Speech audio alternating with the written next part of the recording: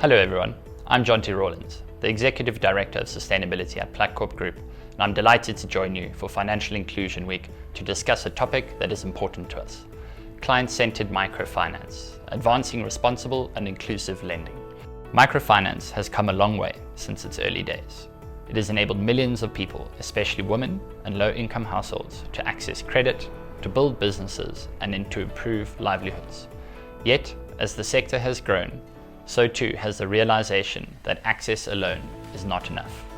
The real challenge and opportunity lies in making microfinance truly client-centered, ensuring that every loan, product, and service uplifts our clients rather than burdening them. So let's begin with the why. When we talk about financial inclusion, the goal isn't just numbers.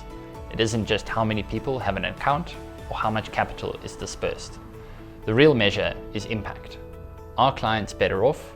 Are their lives more resilient, more dignified, and more hopeful because of financial services?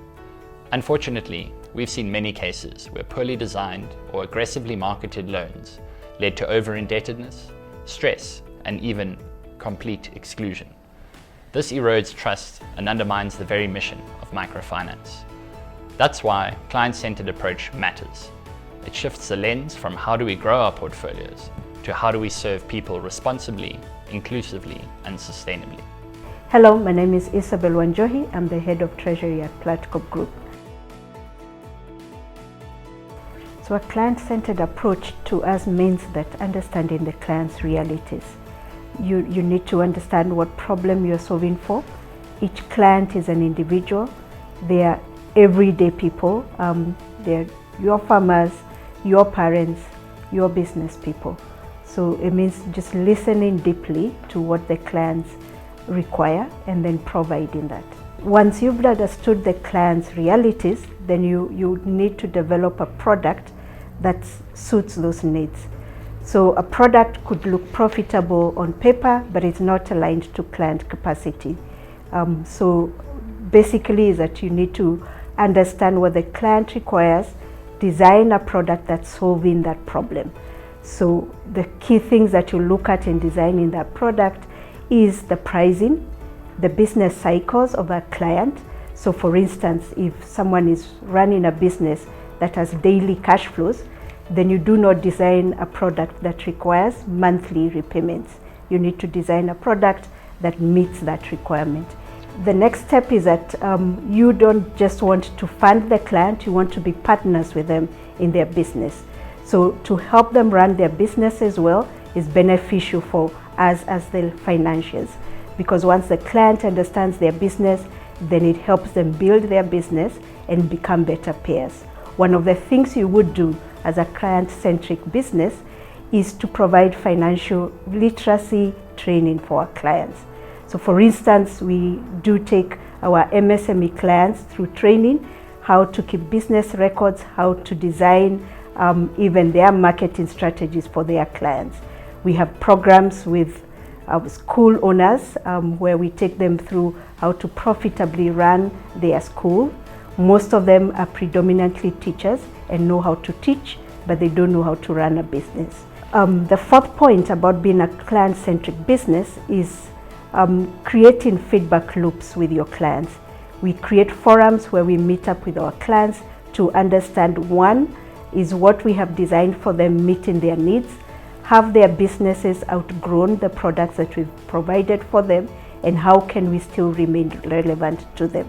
So truly client-centered institutions create channels for clients to share their experiences, to ask questions, and that helps in product design. Most of our products have actually been born out of client forums where we thought we had resolved a problem, but then clients come up and say, but it's not addressing this, and we figure out how to meet that need. I think to begin with, client-centered microfinance makes business sense because when you're providing the product that the client needs, structured it according to the client requirements, then what you enjoy is higher repayment rates from the clients, loyalty from the clients as well. So you don't have to spend a lot of time looking for new clients and spending actually business money to do marketing costs. The most important thing that's really helpful from being client-centered is that you develop a reputation with your clients, with your partners, but also with your investors. Majority of microfinance institutions are not deposit taking, so they will require funding from other institutions to provide the loans to the clients. When you have a good reputation, when your funders understand that you understand the clients you're serving for, then they have confidence in lending money to you. My name is Juddy Maiyo. I am the Group Head of Risk and Compliance at Platcorp Group.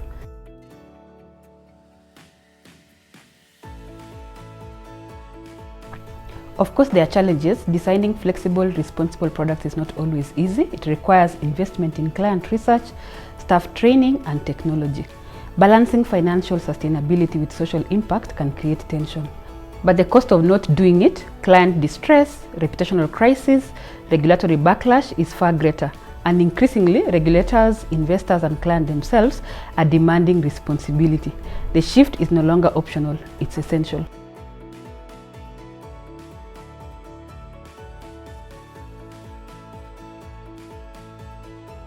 Here are some of the practical steps one can take. Adopt and embed client protection standards at every level of operations. Like for us, that is something that we do every 2 years. Leverage technology. Digital tools can help tailor repayment schedules, reduce cost, and improve transparency. Build partnerships with communities, groups, NGOs, and regulators to create holistic support system for clients. Like for us, we do conduct financial literacy seminars for our customers. Train staff not to just sell loans, but to listen and guide clients responsibly. Lastly, you can measure success beyond financial metrics using impact assessment, client satisfaction surveys, and well-being indicators. Like for us, we do conduct client satisfaction surveys every 2 years. So to conclude, microfinance at its best is not just about credit, it's about dignity, empowerment, and inclusion.